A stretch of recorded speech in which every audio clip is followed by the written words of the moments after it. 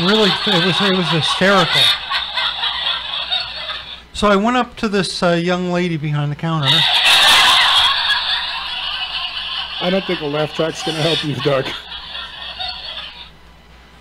And I said, "Excuse me." What are you, Ed McMahon?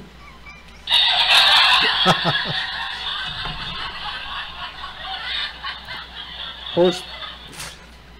Are we live? I don't know. You're live on YouTube and maybe on Facebook. Oh, welcome. Well, you know, you're not YouTube. Live yet. You want to go live in what? In a minute?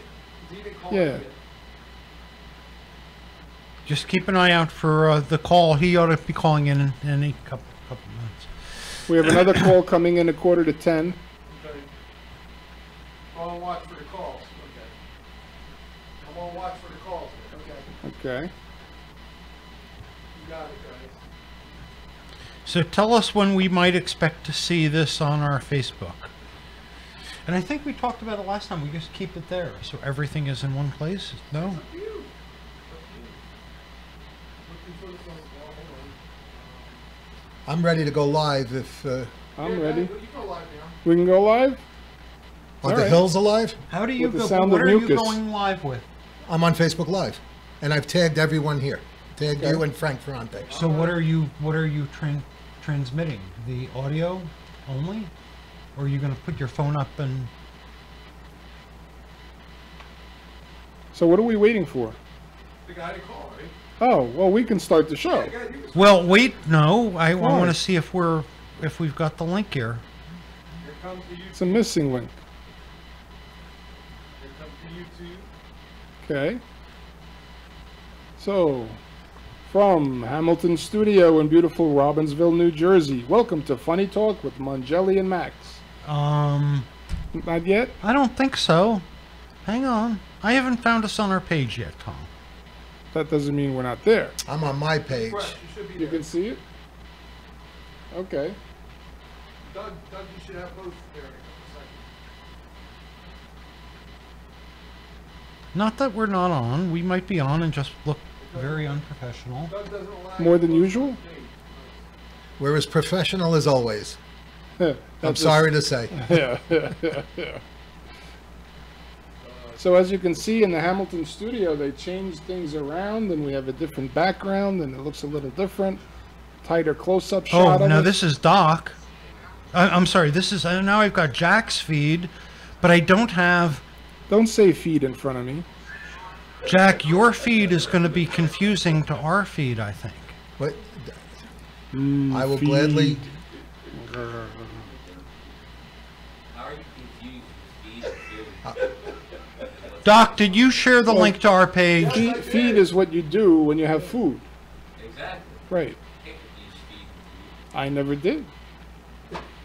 You never had They just don't food? understand- They just don't understand this, Tom. No. They just don't get it. No. Oh, Thanks for dropping in.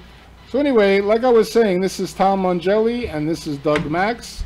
Funny Talk with Mongelli and Max. I take it you're seeing us if you're tuning in or hearing us. And Doug and I are stand-up comics. And we do, yeah, it's true. We're stand-up comics and That's so nice to hear. I know. We do a podcast called Funny Talk, and the podcast allows us to keep alive the legacies of the comedians, comedy teams, and comedic actors from our past and our present. And today's show centers on Groucho Marx. Everyone knows Groucho Marx. And our special guest is a very talented stage actor who's portrayed the iconic Groucho on stage internationally. And of course, we're talking about Frank Ferrante. Woohoo! Woohoo! Frank will be joining us shortly, and call-ins, this may be the closest you'll come to speaking with Groucho Marx. He's incredible. But first, Doug and I would like to plug our own upcoming shows. Doug? I think, do you have any Kleenex, Tom? Why? Do you? Thank you. I have napkins from Dunkin' Donuts. So... Did someone say donuts?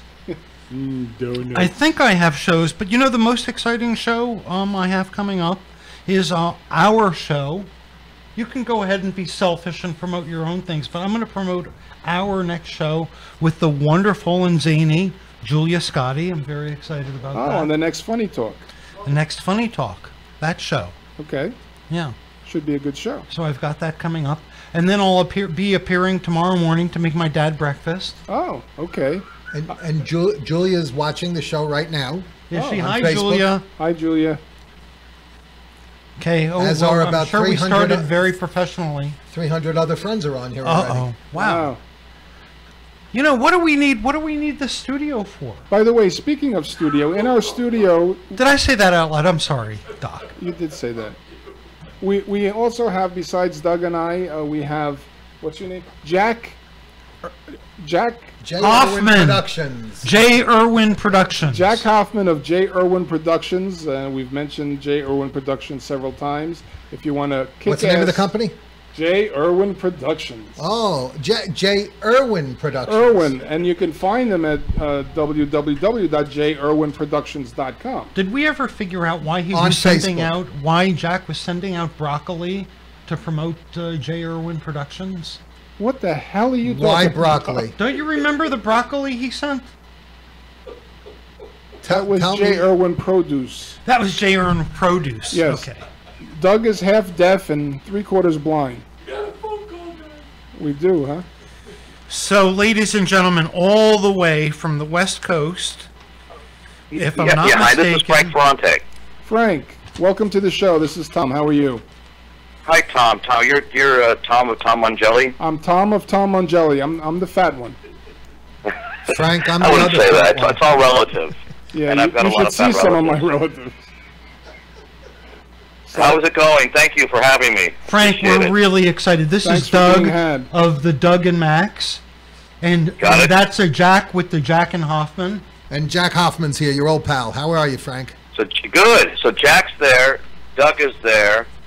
And And Tom. how do I refer to you, Mr. Mongelli? When I work overtime, I'm Tom and a half. Okay. Tom, it is. Tom is fine, yes.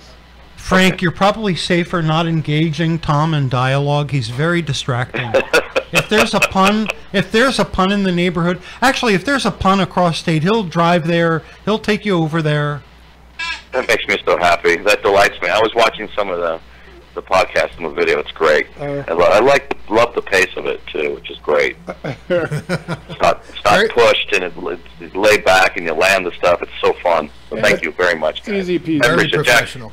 Jack, thanks too. I appreciate it, Jack.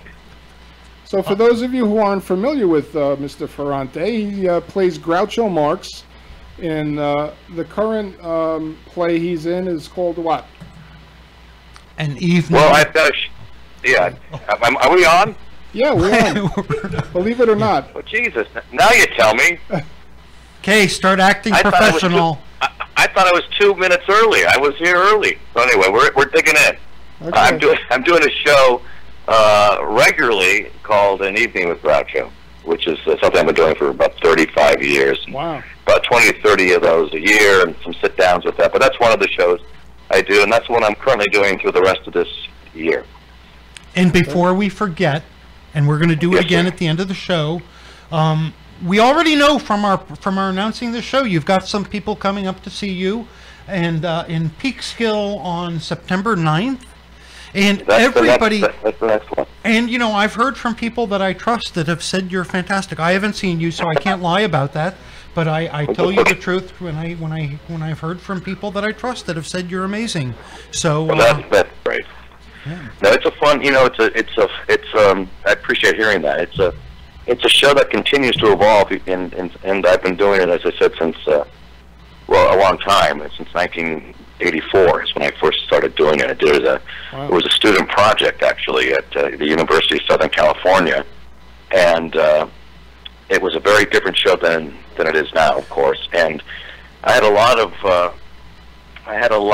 I don't know what the word would be, chutzpah, I guess would be the word, and that I invited Groucho Marx's son to see the show, which was this That was two-person comedy about his father, and he showed up. And I invited Groucho's daughter Miriam to see the show in 1985, and she showed up. and I invited most of the surviving family and friends and workmates of Groucho to this performance at USC, which was the senior project, and Maury Riskin, who co-wrote Animal Crackers and A Night at the Opera with George S. Kaufman, he showed up. So it was a remarkable beginning to a career on the stage, and really was really grateful for it. Wow. Wow, that's great. Yeah, I was going to ask you. You didn't ask. I don't know. I'm just jumping in. So how about? No, you already brought it up. You've answered so many of our questions we were wondering about beforehand. But I was wondering about how it evolved, how it's evolved over time, and I was also curious how did you prepare? Did you I remember studying Shakespeare and I read every play. Did you see every movie and read everything you could about him to get his brain? I did, as much as you could in the 70s when I first fell in love with the Marx Brothers. It was in 1974. I was 11 years old and I saw A Day at the Races. And I went to Catholic school. I was taught by nuns, and it was a frightening adventure, to say the least.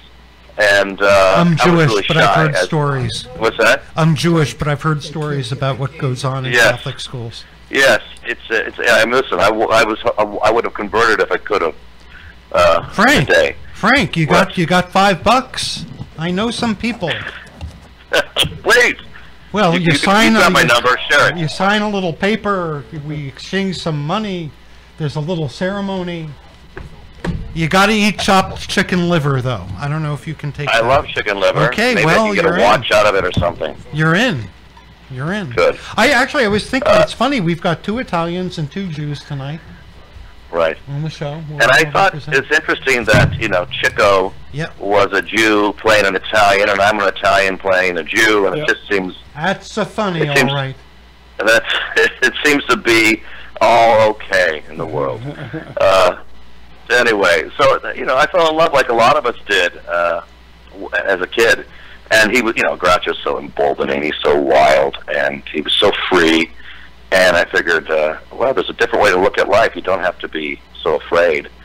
And like many of us, like thousands, tens of thousands of us, took on his armor, and was, once in a while I'd throw a wise crack out in the back of the classroom, but mostly I was just exhilarated by them. The first time you see the Marx Brothers or any of these great comedians that we love, you can't help but get exhilarated and chills and want to be part of that world. And absolutely. I know that I'm speaking to the preach to the choir here, and so that's what it is. So I started to answer your question. I went right into my local library when I think I was 9, 10 years old, and started researching. And the first book that I read was Steve Allen's The Funny Men on that subject matter, and that was about, like I said, 9 years old. I just it changed my life, and to read 9 years old, Bob Hope.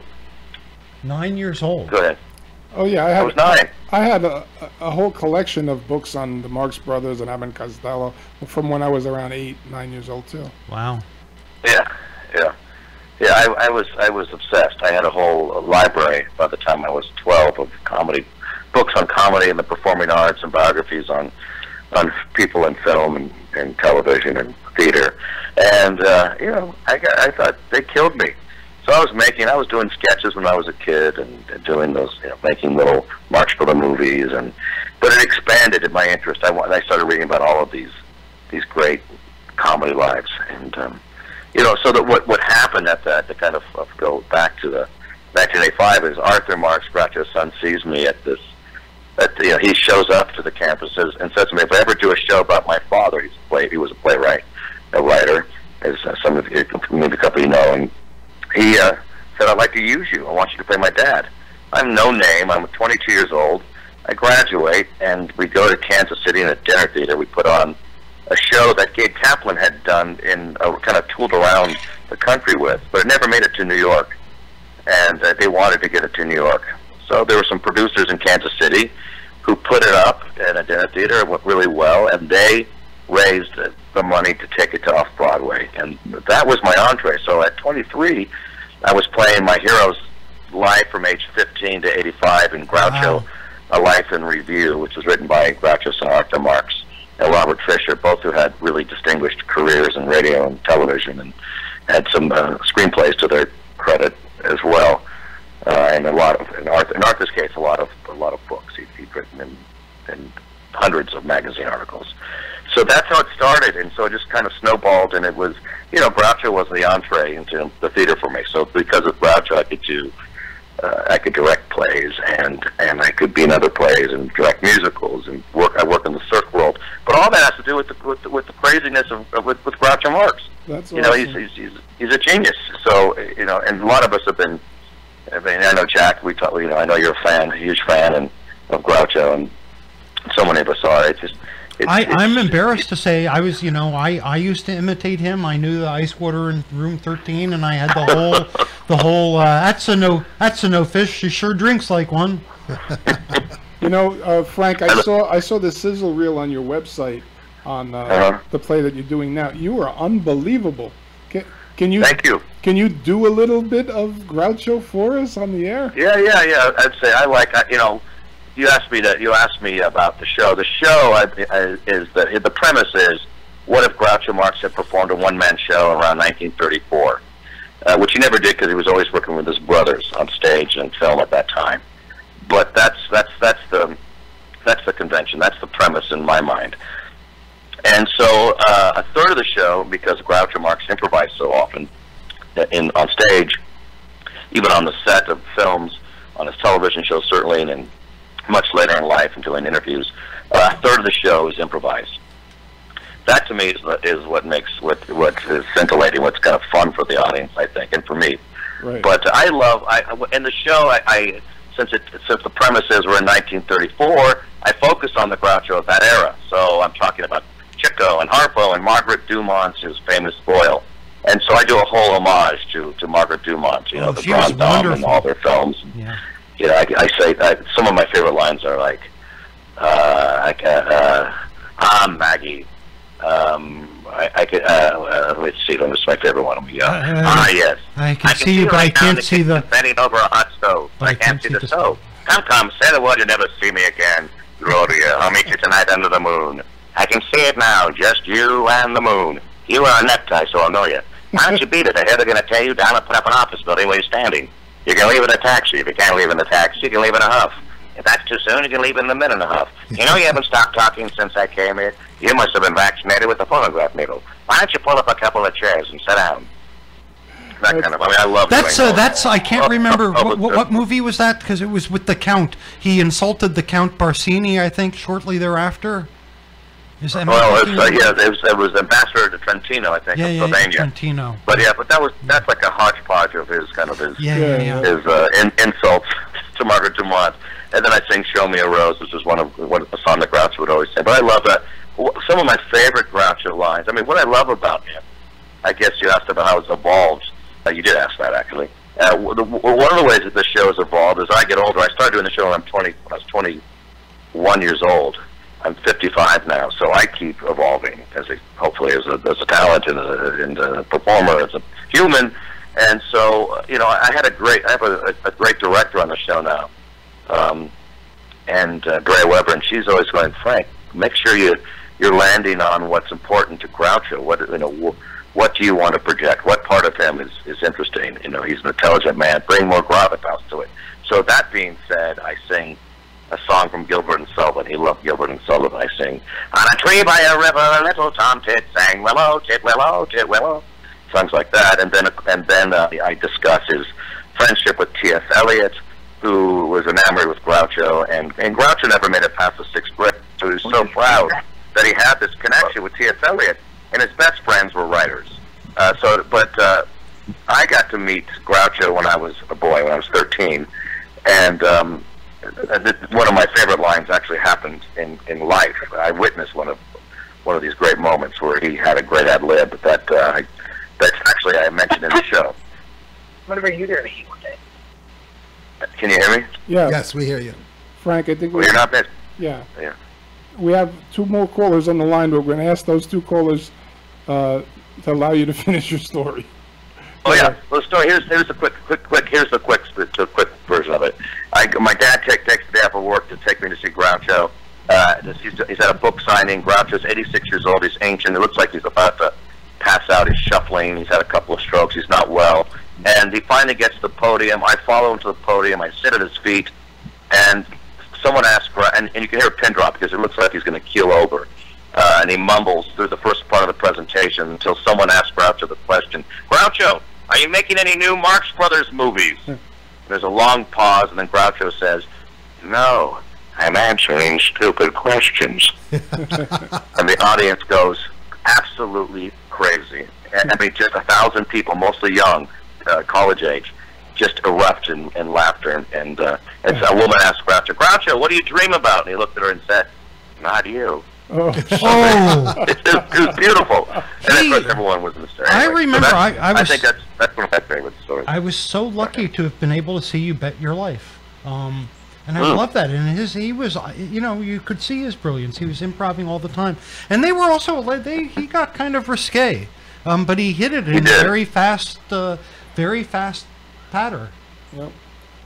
Well, they were smart. You know, I think they would film about an hour or so, and they'd cut it down to under half an hour. But and Groucho's genius was being able to make written material seem improvised, and it would combine it with actual improvisation, with ad libbed jokes. So you never knew what was said or what wasn't said, and that's what I do in my show too, with An Evening with Groucho. Mm-hmm.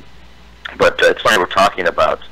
I was thinking about Groucho in regard to Neil Simon because of his recent passing, and I've done a ton of Neil Simon. I've directed a lot of Neil Simon and performed a lot of Neil Simon, and I adore Neil Simon. I know that this is a comedy-focused show that you gentlemen do, but when Come Blow Your Horn, Simon's first play, opened on Broadway, it got middling reviews. It killed at the Bucks County Playhouse in Pennsylvania. Then it moved to the Walnut Street Theater in Philadelphia.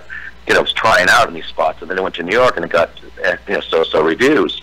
And the box office was suffering, and that changed when Groucho Marx and Noel Coward offered up quotes about how much they loved the show, Neil Simon Show, and the box office spiked, and the show became a hit, and that makes me very happy. I did that Groucho had a hand in that.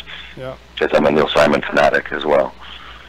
Yep, as well. Anyway. We are also. But I just want to change it up for a bit because we do have Francesco Palladino on the line, and we've asked him to call in to talk about a show that's coming up this week. Francesco, are you there? I am here. How are ya? Good. Welcome. How are you? I'm doing all right.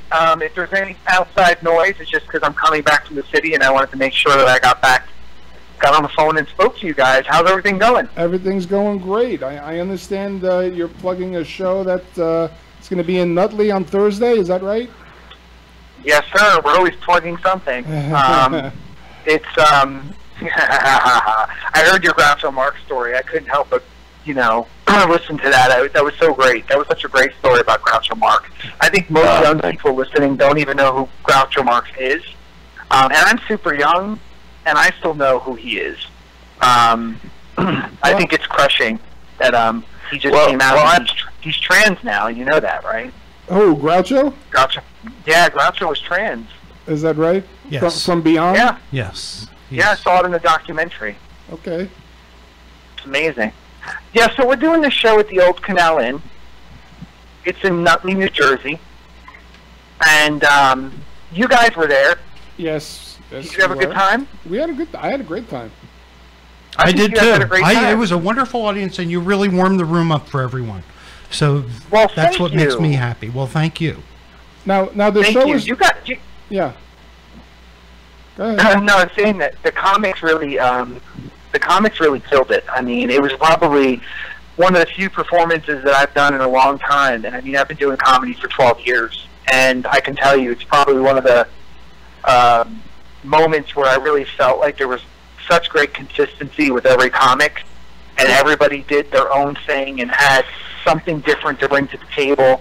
And I think that was a feedback from the audience as well. That's Doug, kind of why Doug and I were both we've had on no the show. problem selling this show out. Now, Yeah, there were other people on that show that we did with you, Francesco. What was that? I'm kidding. I enjoyed the show too. There were a lot of standout comics. Now tell us who's And going they were all trans, I hear. Yeah, they were all trans. Everyone was trans. It's Okay. great. We're going to do an all-trans show coming up soon. Well, tell Gotta us figure out the date. who's on his heterosexual show on Thursday. Yeah. Yeah. Well, you can be trans and not be heterosexual, or you can be trans and be heterosexual. It's hard to explain. I mean, we're not really on the topic of trans. But I if think we- you may if we have- get on that topic. I can I think help you we've out. missed the trans here. Yeah. I think you called the wrong podcast. But our next, our next Did I have show, to say something in Did I? defense of Groucho Marx. yes. I have to say that I play to young people all the time. So, and I had to throw that in there. It's so fun to see that. So, And Frank, must That's be great. said. You know what? Back, I back to you.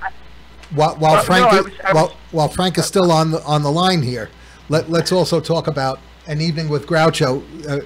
Francesco, just hold on 1 second, because Sure, An go Evening ahead. with Groucho is, what is it, about 90 minutes to 2 hours, Frank? Yeah, it's a 90-minute show. It's interactive.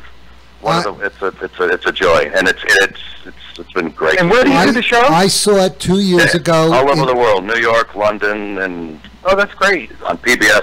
Anyway, man, what kind of now? I want to hear about your style. Wait a of minute. humor. Wait a minute. What- Excuse what- me. Excuse me. I'm Excuse trying to me. give a- Everyone. Jack. I'm trying to give a microphone is plug yours. to an You. upcoming An Evening with Groucho that's going to be right in Peekskill, New York. I saw it 2 years ago in Paramus at the Chacon Theater, and Frank has so much energy and channels Groucho like nobody can ever do it. It is just a wonderful show for I anyone, appreciate no that. matter what age lot of you fun. are. I will be there on the 9th, Frank.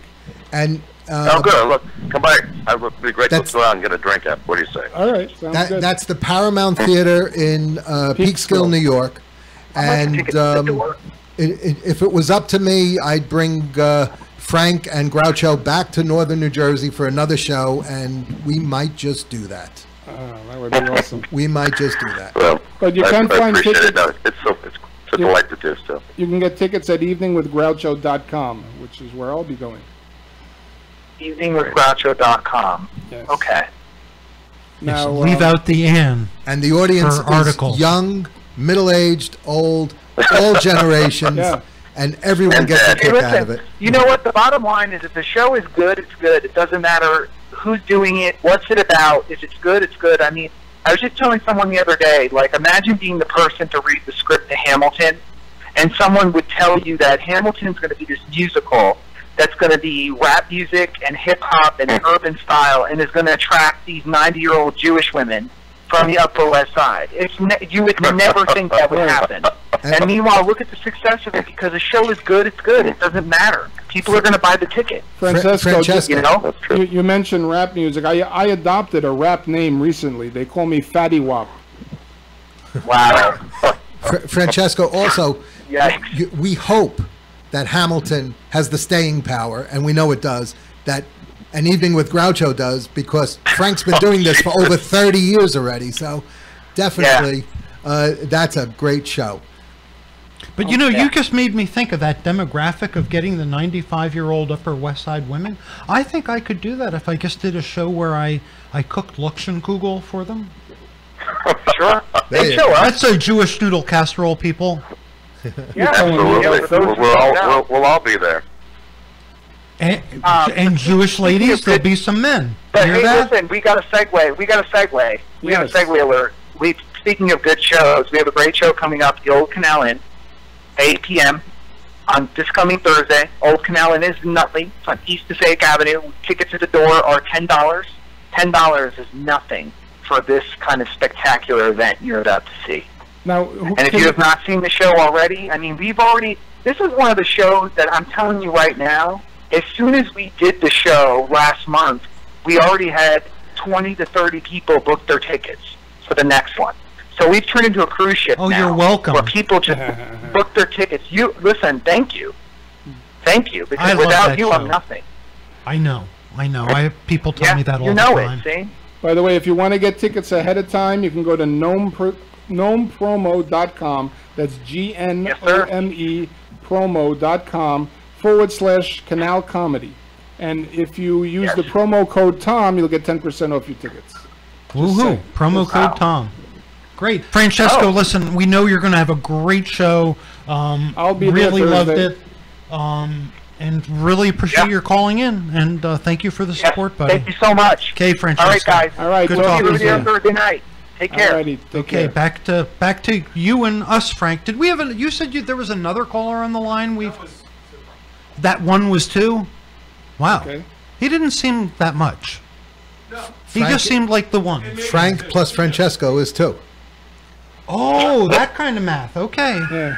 I didn't know Okay. there was going to be math. Hey, Frank, I've got a question for you. Yes, sir. I've seen your picture on Facebook, and I know what it takes to put together a one-man show. So much goes into it. The king of one-man shows has seen your show, hasn't he? Hal Holbrook? Yeah, he has. We're friends. Can you tell a little bit about him coming to your show? Yeah, Mark well- Twain coming to see Groucho. You know, 30 years ago when I was preparing the show, I ended up, I was like, what the hell? I mean, well, how do you do this? So I went everywhere to see one-person shows. I saw one-person Dorothy Parker's show. I saw Jack Klugman as Lyndon B. Johnson. I saw Eddie Carroll, who some of you may know, do his Jack Benny show. And, of course, I had to see Hal Holbrook as Mark Twain in Mark Twain Tonight. And so when I was 19 years old, I went to see him, and I was just flabbergasted. This guy, it's like, I didn't know much about acting. It was all new to me, and to see this guy take on a character and take on a life like Hal Holbrook did with Twain, it was phenomenal. And in a way, we're similar in that we both started in our early 20s. So many years later, 30 years later, I go to see Mr. Holbrook again, and he's still magnificent. He was in his late 80s. This is maybe 6 years ago. And he's killing it. And it's a 90-minute show, and he's not sitting down one time, and the audience is going nuts. And I sent a note backstage, I met him, and we hit it off. And then I invited him to a performance of mine at the Skirball at the Gindie Auditorium in Los Angeles. And he showed up. It was like 3 years ago. And he loved it. And he's been a huge advocate and referred to me as his natural successor, and it was very moving because to me he's the best, he's the master, and I don't know, I've always enjoyed one person shows. And, Well, I hear Francesco Palladino is going to have a one-woman show coming up soon. yeah. I wish I knew who the hell he was, what that was about. I feel like He wishes all of a sudden so. it was like a. We just give out our phone number to random people and see what they got. You know, Yeah. we figure they'll add something. No. You know, you never know. I don't know that. Local I am promoter. assuming this is an evening of comedy that they'll be doing with a variety of stand-ups. Is that what it is? Or? That's exactly Yeah. it. Yep. So I'm going to ask you: have you? I really got into Shakespeare in college, and I remember I knew I was into it when I had a dream in iambic pentameter. And I remember that very clearly. So have you had dreams where you're Groucho? No, I haven't. But I've Okay. had dreams where that Groucho was in, which I don't think I've ever shared that. When I was a kid, I used to, and he was alive. I always wanted to meet him, and I couldn't because I couldn't drive. So I was in Pasadena, and he's in Beverly Hills, and so in my dreams, I would be at his place, spending time with him. And he's visited me a few times in dreams, and has given me the thumbs up in these dreams. But Oh, nice. but that's a good feeling. But I've been fortunate in that I got close to his son Arthur, and Groucho's daughter Miriam.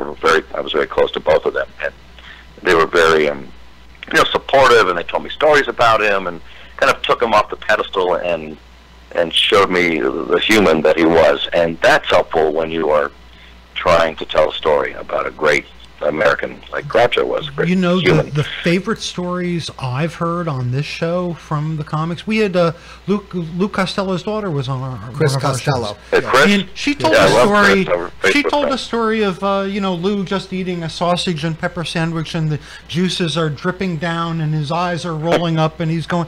I have that image, and it'll always stay with Yeah. me, and I love those those little moments. Frank, is there still Yeah, I would. any Marx Same. family around or involved or Well, Arthur passed away right?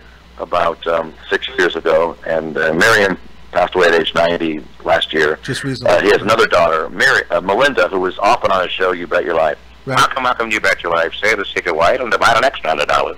That great show that ran for 14 years from 1947 to 1961. And Melinda was often on it singing and dancing with her father. She's around. She's in her 70s. She's in Northern California. Harpo's son, Harpo has several children who are with us, Jim and Minnie and Bill. And Bill's pretty active in keeping the legacy alive. And Bill That's what I was works with going to ask Harpo. about, because we'd love to get a Marx brother relative on our show. And Yeah, maybe Bill would be a maybe good we'll come one. back. You know, maybe we could, I would shoot for Bill. Bill is, I think he's around 80 years old now, and he is a jazz composer, arranger, great pianist. Does he In fact, speak? he does speak. Okay. He does speak, and he plays piano beautifully.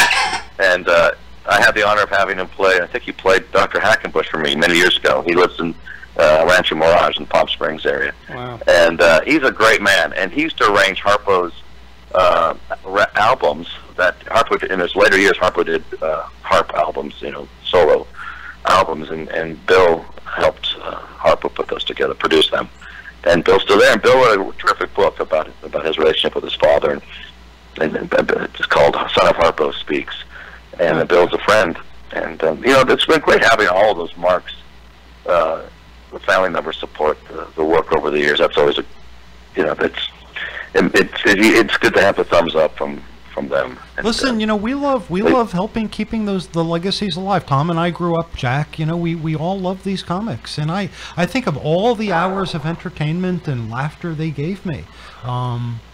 I remember I got to meet Richard Pryor's daughter, and I was just beaming.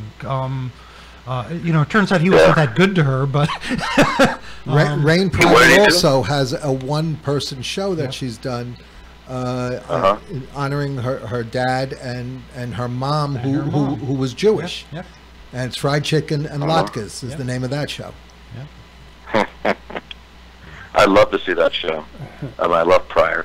I love all those. Most of those guys I love. I got to spend a lot of time. And Jack, I know you're a member of the Friars Club, right? And, I've been a guest there. Yeah. Well, I was a member on the West Coast, which that one no longer exists, the Beverly Hills Friars Club. Yep. And when it did, of course, the membership, I was one of the youngest members of the Friars Club. And Milton Berle famously was asked what the median age of the Friars Club was, and Milton said deceased. But so Milton sponsored my membership to the Friars Club. It was the day after. It was 1994. It was the day after the Northridge earthquake, huge earthquake. People died from this earthquake. It was it was a serious matter. But I wanted to meet Milton Berle, so I go to Milton Berle. I go to the Friars Club, and with a very expensive box of cigars, I wasn't even in a position to buy a box of cigars at the time, that price. And I do. I get past the receptionist. And I go up there, the Friars Club dining room.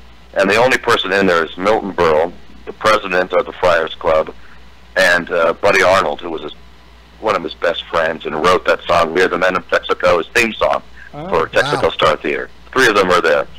So I sit there in this empty dining room except for one of the kings of comedy, and we kibitz. And by the end of the lunch, Milton says, "I'll tell you what, we'll make you a member of the Friars Club. I'll let you do in exchange for a performance here at of your one-man show." And that's what happened. So I became a member of the Friars, and I got to meet a lot of these people. Wow. I'm gonna write to the New York Milton Friars being one, Club. Sid Caesar, people like that. Wow. Wow. Comedy history. Yeah. I'm gonna it's try beautiful, it. I'm gonna try it. See if it works here now, Frank. Thank you. Frank, next time you're upstate New York, a little further than Peekskill, you've got to stop. Yes. I spent last week at the National Comedy Center in Jamestown that just opened on August 1st. And I've been there. Oh, you did go already. But I want to hear about it. I played Jamestown at the big theater there. The Ranch. With Groucho, and I think, and the Lucy Desi Museum is there as well. And you know, I'm a shareholder in Groucho Marx Productions. I'm a stockholder. You know, so I'm half that company is mine. So a lot of memorabilia is in my hands that I plan on lending to that museum of Groucho, sweaters and costume pieces and props and so forth, and personal items of Groucho's, books, signed books, and so forth. But I want to hear about your experience there. What was it like? It just opened this past month. It just opened the first week of August, and we spent about 5 hours there, my wife and I we did not see everything. And it's at least 50 interactive displays for comedy. As soon as you walk in, everyone has to go to a kiosk, and you select your favorite comics of all time, your favorite comedy films of all time, and comedy TV shows. And then when you go display by display, you put your hand out. It says, "Hi, Jack. Thanks for visiting this display." And if it's talking about burlesque, then my favorite burlesque acts would come up, you know, whether it be the Marx Brothers or Costello, you know, Abbott and Costello or what have you. Phil Silvers, or it was great. They showed so many. I know that Kelly Carlin, who also has a one-man show about her dad, donated his just about everything that he had, all his jokes that he wrote and everything, his notes. She donated, and there's a whole section there on George Carlin. You mentioned Rodney had his notes there too. There's a briefcase, a really decrepit-looking old leather briefcase, and there are Rodney's notes that he wrote as he was writing jokes. Everything was there. There's the history of comedy going back to Shakespeare, but obviously it focuses on you know, burlesque, the live comedy, the radio, the TV, the movie. Groucho, the Marx Brothers are definitely there, but I'm sure you've got a lot that you could add to that. It makes me happy to hear that this is happening. I was there a few years ago, and I met the person that was in charge of it, and we were talking about the time, like lending some letters, and they wrote me just a few weeks ago about I've got one of Groucho's tailcoats from one of his films that I would have, that I wanted to. But I was out of town, so I couldn't send it. Right. But I plan on working with them, and I love the fact that they're preserving this tradition and this part of our pop culture. I mean, this is what you guys love, and I love it, and it means everything. My whole life has been dedicated mostly to working in theater related to comedy, whether it's in the Cirque du Soleil world, where I do comedy, or directing comedy, or creating new work that's humorous, all of it. And this one-person show has been a through line in my life with Groucho. So it's one thing I do. There's other things, but I mean, I'm one of those lucky guys. I haven't stopped doing it it's been 33 years. Yeah, that's incredible. And I get to see, it's funny, he was making a joke about people not knowing Groucho, but I get to sit, I have the best view of Groucho, what's happening to Groucho's legacy. I see kids responding to this wildness and the manic freedom of Groucho and the Marx Brothers. This past week, I was in Mount Gretna, Pennsylvania, at this historic theater, and I pulled up 2 kids, 2 or 3 kids during the course of that week, made them up like Groucho, and they're doing the imitation, and it sounds corny, but their eyes are bugged out of their head. They can't believe that a grown-up has been given permission to misbehave the way I do as Groucho. Really? It's edgy. I'm not crazy I'm not a nostalgia person. I don't like watching nostalgia shows or tribute shows, and I don't think of mine as that because it's got a real bite to it, and it's got an edge to it, and it's irreverent, and I'm in the house kind of ripping it up.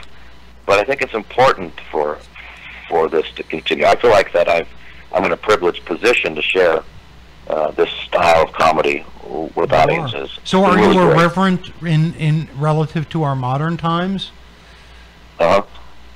As opposed to, are you irreverent relative to where we are today, as opposed to the irreverence as he would have had in 1934? Or? Well, I try to emulate kind of his.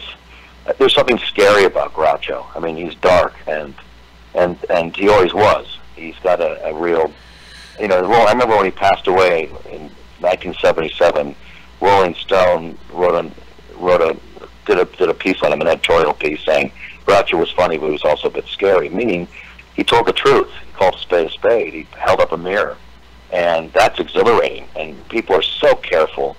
And I like comedy that has an edge, that is biting, that calls it like it sees it, and Groucho did that. And so to answer your question, I try to perpetuate that in terms of what I do. I challenge the audience. I always feel like if 80% of the audience likes you, or 75% of the audience finds you funny, you've succeeded. Yeah. I really mean that. And I'm not there to like. And Groucho was on the firing line with William F. Buckley, and you can see it on YouTube. Huh. And he admits, you know what? I was not to be loved. I mean, I'm not there. I'm not like a typical performer. Groucho does not want to be loved. It's not his style. And he says that most performers want to be loved, and that wasn't really what he was saying. They didn't like what he did. He was fine with it. He found other ways to make them laugh. I try to do that with his show. Oh, sorry. Did he speak up about political things at the time? If he's talking to William Buckley, I imagine he did. He was fascinating, actually. It's worth referencing. He's very much pro civil rights movement. He talks about the abolition, how the minstrel show should be abolished at the time. Blackface. He said it's really disrespectful to African Americans. About the expression they used at the time. But he, as a Jew who was a Jewish person who was, battered upon, on the road over the years. He saw a lot of prejudice and bigotry, and he never, he talks about that. Was that where his darkness came from? He was also, I'm sorry. Well, I'm sorry. Was that where his darkness came from? From? I think it came from a lot of things. I think it came from the fact that he came from poverty. I think it came from the fact that he was made known to him that he was like the least favorite of the first three born children by the mother. These are one of the things that added to that's the famous Minnie, right? The famous Minnie. His mom was Minnie. Right. Minnie's Boys. Minnie, that's right. That's Minnie's Boys. Yep. Which was also written by Arthur Marks and Robert Fisher in 1970. And Louis Stadlin played Groucho on that. And Shirley Winters played the mom. But she was a force of nature. She was tough. And she told her kids what to do. Groucho wanted to be a doctor and a writer. And that was never going to be in play with Minnie there. Minnie wanted her boys to survive. And her brother was Al Sheen. That's a great vaudeville team of Gallagher and Sheen. Gallagher and Sheen. Wow. Sure. And, Mr. Gallagher, what's on your mind this morning, Mr. Sheen? And a rowboat out to sea, what a hero you must be. And, that's the whole thing. Absolutely, Mr. Gallagher, positive. They did a famous song. Right. And they did political commentary within the lyrics of this song. And social commentary. Right. And so, Minnie saw that. The sister goes, hey, if a schnook like my brother could do it, maybe a schnook like my son could do it. And, Groucho was on the road when he was 14 years old, and by himself at times. Wow. It was a very difficult way to exist. And so a lot of that darkness comes from, he went through a lot. I mean, we've got it made compared to what these guys went through. Imagine the conditions. I'm sorry. Didn't he also suffer from depression? Well, it's Dick Cavett says he would say that. His Arthur would say that he was morose by nature. Groucho described himself as a serious person with a comic bent. It's likely he was clinically depressed. It was never, back then he was never treated or addressed. He didn't go to therapy or take medication, but it was a different world. There was this very, there was a depressive, his nature was depressive, and it affected his relationships, and it made him want to, his escape was, his adjustment was through humor, and that's what happened. I mean, when he's almost dead, and I'm seeing him make jokes. I'm a 13-year-old boy, and I'm watching my hero say things like, making those jokes like, "Not you," and all those. He was, What do you think of Nixon? I hate Nixon. Nixon ought to be in jail. And people are cheering. And he was being serious, yet it was funny, yet he was making his point. And he was telling the truth. Right. So he dealt with his depression and his, the pain that I think he was experiencing on the planet through comedy. And we all benefited from it. We still benefit from his genius and the way he adjusted to life. Can't beat him. Just go watch Duck Soup. Watch one episode of You Bet Your Life. I love Duck Soup. You know, I looked up some of Groucho quotes. Can I read a few off? Please. Yeah, this one cracks me up. Outside of a dog, a book is a man's best friend. Inside of a dog, it's too dark to read. Right, I love it. I just love the way his mind worked. I'm not crazy about reality, but it's still the best place to get a decent meal. Right. This one's for Doug. Marriage is a wonderful institution, but who wants to live in an institution? Thank you. How many years was he married, though? Collectively, I do a joke in the show. I go, I was married for 47 years to 3 different women. So he was married. His first wife was Ruth, and Ruth Johnson. They were married for 22 years, and their children consisted of Arthur and Miriam Marks. He got married to Kay Gorsey, who was Leo Gorsey's wife prior, and they were married for a few years. And then he married an actress by the name of Eden Hartford, and that also ended in divorce, I think, in 1969. Yeah, So after his first marriage, he wanted to be married. What's that? After his first marriage fell apart, he was ruthless. I've used that one. You still got it. Sorry. It's a good one. The low-hanging fruit. Yes, well, sometimes you got. So what do we know what So, happened with his marriages? Not to pry, but I guess to pry. His first wife was an alcoholic, and they were very different personalities, and it didn't work. And Arthur talks about it and writes about it. Miriam was an alcoholic, his daughter, and she went into recovery when she was 50. This is 40 years ago, and she published a book of letters in a tome called Love Groucho that are beautiful, like 200 plus letters that Groucho wrote to her from the time she was a teenager until she was middle age, and it's beautiful. She bequeathed me these 200 letters, and Wow. they're stunning.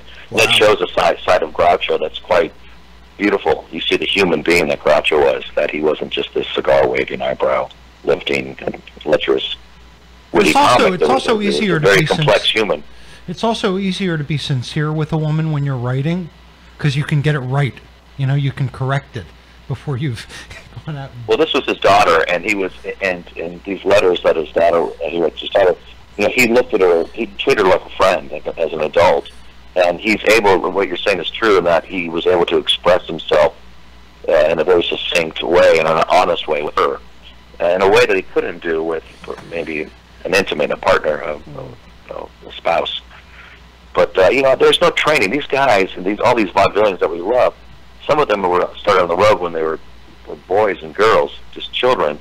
There's no example. There's no modeling after anyone. You're just, it's what I call backstage morality. You lose your virginity to a prostitute when you're 14, and welcome to your love life. That's the stuff. Hey, leave my mother out of this. Yeah, I'm sorry about that, but which reminds me, I got to get back to the Holiday Inn next week at Peekskill. But anyway, these guys have really unorthodox, unusual lives, and they're survivors. The older I get, the more I appreciate. The George Burns's. There's a great book that came out on Bob Hope recently, and all these guys are just like, how did they do it? I mean, it was a very different America. Yeah. Go ahead. I'm sorry. No, it was a very different America. These were all wonderful, wonderful comics. I'm glad I got to see them in reruns. I loved Burns and Allen. But all of their education was on stage or backstage. That was their education. Mm-hmm. Right. On the road, you're on trains, you're in these little towns. This is back during a time where the hotels would have signs up front that would say no dogs or actors allowed. That's where the actors ranked back in the 1910s teens or the turn of the last century. You Wow. know, so It's true. you were up against a lot back then because actors were, you know, kind of notorious for, you know, for The skipping things they're out or not having the notorious money for or, now. you know. What's that? Well, now Nothing. they're notorious for different reasons. The ones that we know, then we find out too much about them. Yeah. So the bottom line here for everybody listening and watching the show is An Evening with Groucho, starring the great Frank Ferrante. It's at the Paramount Theater in Peekskill, New York, coming up September 9th. September 9th. That's a Sunday. And if anything is a must-see show, this is a must-see show. It really is. I saw it. You're talking about our show or Frank's? Frank's. Yes, I'm talking about both shows. Go to eveningwithgroucho.com, not An Evening with Groucho, Evening with Groucho, and get tickets. Yes. Now, Appreciate before I that. forget, if you don't, It's a beautiful theater too. I went online. It's one of those great old theaters like that those guys used to play in. So that's always fun to see. It's always fun to play one of those Well, I historic think houses. from what I've heard, it'll be a beautiful show no matter what the theater looks like, Frank. Thank you. I So appreciate it. you interact with the audience as Groucho for a third of the show. Is that about it? True. That's true. Yeah. So that's fun. That's like, you know, it's like Groucho. I've got a file of set improv, and then I make up stuff, right? You know, depending on the crowd, and that's always a blast. And sometimes I'll drag a kid up on stage, but you know, he was I tried. You know, you can only if it was just the singing songs like "All Right for Captain Spaulding" or "Lady and the Tattooed Lady." You can do that, and you can do the lines and materials and one-liners, but I think that you need to shake up an audience in 2018, and I learned, you know, the show used to be more set, was more scripted, and that he asked about the evolution, the more I did, the more I was, people want to see the actor step off the stage and play. He actually That'd came be down great. at Paramus Theater. I was lucky enough to be in the front row with my wife, and Frank came down. I don't even think he even knew who I was at the time, but he starts pulling my leg in the middle of one of his songs or whatever. I became part of the show. It was funny. And That's did right. you say, "Are you pulling my I was doing leg"? the anvil chorus on your leg. Dun, dun, dun, dun, dun, dun, dun, dun, dun. I was pumping your leg. I remember. Very fun. It's the only pumping I was doing. There Thank you you go. for that, by the way. No, thank you for coming to Paramus. Listen, I played it twice, and once you played Paramus, there's only Peekskill. That's it. Paramus. But to it was Peekskill. fun. No. Yeah, I mean, I think it's my goal to kind of keep it, you know, alive and vibrant and vital, and so people go, oh my gosh, now I see why I'm going to Bill ask you. Maher's the way he is, etc. So I have another question, given the younger audience as they get. So I'm 62, so I grew up in a time when people knew how to speak and listen to an entire sentence and kind of comprehend. And I've noticed that it seems attention span is lost. So my question is, you know, the original Marx Brothers writing, and I'm looking, I've got a copy of Why a Duck. So there's wordplay, you know, just hidden in there, and you've got to listen to a line 20 times to find all the humor in there. Do you simplify it at all as you can for audiences that seem to live in a little bits and bytes world? That's a great question. I try to distill as much as I can his spirit, and as I said, I do less set material and more improvised material because it forces an audience to pay attention. And then I'm able to, if I can exhilarate them the way I was exhilarated by Groucho, if I can get into an audience, literally go into the house and shake hands and insult people and tease people and make them laugh, then I can go into a story. So the show alternates, you know, between stories and music and improv. So there's a lot going on. So I keep trying to surprise the audience. But back to your question, you know, I think this stuff is, you know, it's an incessant kind of humor, this kind of verbal rat-a-tat humor. And I also make sure the show's not too long. Act 1 is 50 minutes. Act 2 is 40 minutes, exactly 90 minutes. Just, I would say, almost every night within a minute or two. But you don't want to get, you know, I can be specific only because I can get nutty with them in the audience. You get their attention when you go out and play with them. And those of you who do stand-up know what I mean. Yep. But and they're I drop some of the songs in favor of improv. I drop some of the storytelling in favor of the improv, and that's what seems to excite an audience. And there's shows like Late Night Catechism and songs like shows that like Grandma Sylvia, Tony and Tina's Wedding. The interactive form is something that people respond to. Oh, in stand-up, I think one of the tenets is you've got to connect with them. If you're not connecting, they're not going to listen to you. You're not going to get any jokes, even if you have good ones. Doug, we only have a few minutes left, and we wanted to bring up a couple of things. Jack and J1 Productions has a show coming up that he wants to talk about. Frank, if you're in the neighborhood, well, I'm producing a show. It's the headliner is Bill Ervolino, who was the Bergen Record columnist for the Better Living section. He's probably done a story about you, I'm sure, in the Bergen County newspaper. But he's doing. He's the headliner with Ritu Chandra, a really funny comic from New Jersey, and we're at the Monsoon Restaurant. It's an Indian restaurant in River Edge, and it's going to be Friday, September 14th, 8 p.m. And just go to J. Irwin Productions on Facebook, and you can get tickets. And try the veal vindaloo. Chicken masala and samosas. And I had a couple of shows I wanted to plug that we didn't do in the beginning of the show. I'm going to be featuring at Tommy Fox's on Washington Street in Bergenfield, New Jersey, Friday, September 21st. And I'm doing a benefit Operation Laughter Honor Flight comedy show. That's on Saturday, September 15th at the Seaville Fire and Rescue on Route 50 in Seaville, New Jersey. Proceeds of the show pay for Vietnam veterans to travel to Washington, D.C. For Honor Flight. And tickets can be found on SJ at South Jersey, honorflight.org. That's great.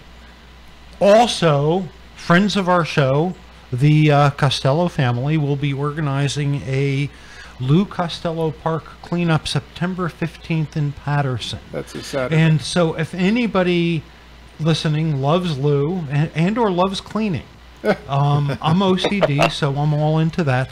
Patterson, Lou Costello Park. Look for the Facebook page Lou's Angels, and you'll get details of the cleanup. That's the famous Gansey Street that Lou Costello joked about forever. And that's where there's a statue of him, and it's Lou Costello Park. And there'll be a drawing. Special cleaners will be picked to clean certain parts of Lou. So that's a very special award. Stop that. Oh, chick. You're a bad Tom, boy. you had some other announcements. We have some shows we might be on together. Yes, Doug and I have entered the Hoboken Comedy Festival this year. It's at the end of September, the 24th to the 30th. And they better pick us. I was born in Hoboken, so they better pick me. But anyway. I love Hoboken. And I love Tom, so they better pick me. But, so is there anything else that you wanted to plug, Frank?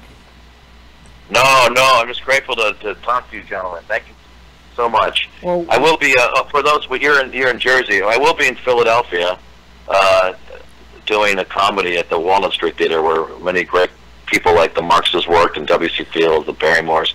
I'll be at the Walnut Street Theater in mid-January into early March doing a Ken Ludwig farce called Comedy of Tenors, when I'm directing it and I'm in it. So that should be fun. So any of your listeners. Well, and we go worldwide, Frank. So you could be, if you're doing any shows in Africa, or we get the nicest letters from the ladies in Norway. They love us more than tulips. You were in Australia last year, weren't you? Yeah, I was. I played 8 weeks. I did 35 pounds in 8 weeks around the continent. Wow! Doing an evening press. It was great. It was great. Frank, any other websites of yours other than Evening with Groucho that you'd like to plug? No, but if anyone is interested in kind of following, I have on Facebook. There's an Evening with Groucho page. If anyone wants to get updates, and I'm fairly active on it. So if any of your listeners would like to check in there, and eveningwithgroucho.com has my schedule. So I hope to meet you gentlemen in person. I will see you on September 9th. Till then, dear sir. Yes. And I may. Oh, I wanted to ask you. I did want to ask you. So you're an actor. You do improv. I haven't heard you say you're a comedian, but you certainly get laughs. So you qualify in that regard. How do you see yourself? Are you everything? Well, I've done it all. Like, for 15 years, I've worked as a comedian in the Cirque du Soleil type realm. A show called Teatro Zanzani, and I've been doing that 4 to 6 months a year for 15 years in Seattle, San Francisco, Amsterdam, and I created my own comic characters. This Latin lover character called the Caesar, and it's very interactive. And there's going to be an announcement in a couple of weeks about a major city that I'll be playing for 6 months in the lead in the show. And there are acts from all over the world in the show, like Lilian Montevecchi, won a Tony Award, and Joan Baez, and Maria Muldaur, and acts. Vaudeville acts from all over, and I'm the comic host. So I'm a comedian in that. I've directed a show that got a Pulitzer nomination. So I've directed my musicals, like at the Walnut Street Theater. It was a top 10 performance of last year, and so I had this kind of really. I'm kind of blowing my own horn here, tooting my horn, but I had this odd career in that I am an actor, a comedian, and a director, and I'm fortunate that I get to work consistently in all of those capacities. And you're always but busy. It's hard to really categorize me in a way. Always busy, Frank. Always busy. Yeah, and I'm grateful for it. It makes me think I should add something. I should add something to my Just list make of it up. tasks. Yeah, Most no, I'm people thinking. I do. I've been offering surgery on Facebook for like $129, and so far I've only had like one person ask about it. Yes, he's the Earl Scheib of surgery. He I'm opened not up. of surgery, by the way. People laugh. I'm OCD. I work on my car. I'm really good at following DIY videos. I actually opened up a discount surgical center called Suit Yourself. Yeah, we keep them in stitches. Yeah. There you go. Oh, now you can't do that line anymore, I Tom. know. He knew it. There we go. Oh, by the way, if anyone anyone wants to contact the Funny Talk Show, our email is funnytalkmm@gmail.com. And thank you for all the fan emails. Yes, We really appreciate we're still them. pouring through them. We are, and if we haven't responded to them, just give us time. It's It's a process. you wouldn't believe how backlogged we are. And my Facebook Live tonight, this show has had around 400 or 500 people watching live. Hello, around 400. There you go. 500 Thanks for people. tuning in. It might be the same person logging Jack, back in. you know but- something? Next show, I don't think there's any point in Tom and I coming. Why don't you just come and do a live Facebook feed? Just use our name. Use our name, okay? It'll be good for everybody, right? I think I'd really like you to join me here for Julia Scotti. I really would.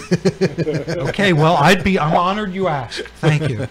Yeah, please remember, folks, Julia Scotti, who, if you don't know, she's a wonderful comic. She's been on America's Got Talent. She was a runner-up a year ago. She's really a lovely woman, a special comic like none other. I get angry at her because she's so funny. She can say nothing. She can say, when you see a stop sign, stop, and it's funny. And so I don't care for her being that funny as a comic, but I love her as a person, and she's going to be on our show. That doesn't sound right. Julia, if you're listening, you know I love you. And This show is brought to you by Professional Jealousy. Frank, on Facebook, there's a friend of yours, Jeanette Ritchie, who's saying hello. Oh, and speaking of which, Frank, your father was listening to the show tonight, and do you have a daughter by the name of Rizzo? Or she said... No. Or, Erica Rizzo's my daughter. oh, she said, hi, Daddy. I thought she was saying it to him. Okay. A lot of people call me Daddy, but that's another story. That's another episode. Those are our You've been Yeah. on the road too long. What desperate character. I said something I gave... My father was listening. I'm glad that he is. That makes me happy. One of the great moments of my life, I have to say, was was doing my act. And you still there? Yep. At Teatro Zanzani. I was doing my act in the Cirque show, Teatro Zanzani, San Francisco, and the audience was Robin Williams, and I made Robin Williams laugh till he was in tears. Oh, Wow. And that to me, and afterward, Robin Williams comes up to me and says, Frank, yes, Mr. Williams, just get killed. Yeah. And that was one of the highlights of my life, to be Wow. told that that I killed it by Rob, and to have my father in the audience to witness that was a beautiful role. I've been very fortunate. I get to meet a lot of these people that I really admire. Hal Holbrook being one, and Robert Williams being one. And then there's we need that validation in our world makes a difference, because it's also it's just goes through your fingers. It's pretty ephemeral, all of it, when you're in the stage world. And I'm grateful to have these kind of supporters. Anyway, hi Dad. Yeah. Hi Dad. Frank, it was really wonderful talking to you, to Groucho for a little bit.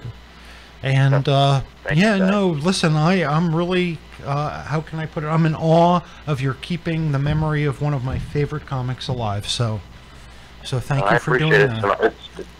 It's a privilege, and thank you guys. This is a great show. Thank you for bringing me on. I really appreciate it. Keep killing, guys. Keep killing. All right, thanks. Look forward to seeing you in Peekskill. And remember, Jack will be on every show from now on without us. No, I'm just a guest here, just because I like Frank so much. All right. Thank you, Jack. All right. All right, Look Frank. forward to See you seeing you. soon. Okay, Take care. thank you, everyone. Best to you all, guys. Hey, guys. Thank you. Thank you. Hello, we must be going. We must be going. I have one last. Are we still on, Doc? Yeah, you're still on. I've got one last Groucho quote.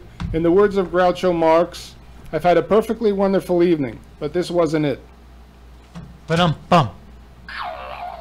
And with that, we'd like to say thank you for tuning in to Funny Talk with Mongelli and Max on Hamilton Radio. Peace out.